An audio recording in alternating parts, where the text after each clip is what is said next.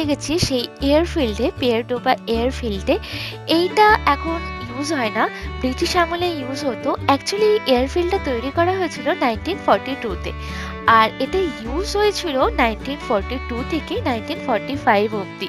অনেকটা বড় রানওয়ে করা আছে এখানেতে।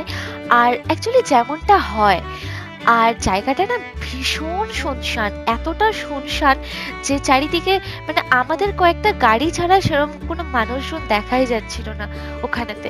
বিষ্ণুপুরের এই জয়পুর ফরেস্টের দিকে ঘুরতে এলে এই জায়গাটা কিন্তু কোনোভাবেই তোমরা মিস করো না।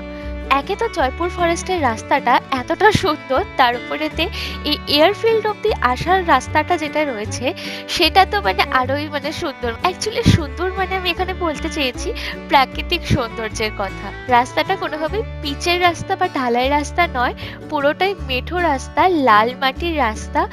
আর এই জঙ্গলের মধ্যে দিয়ে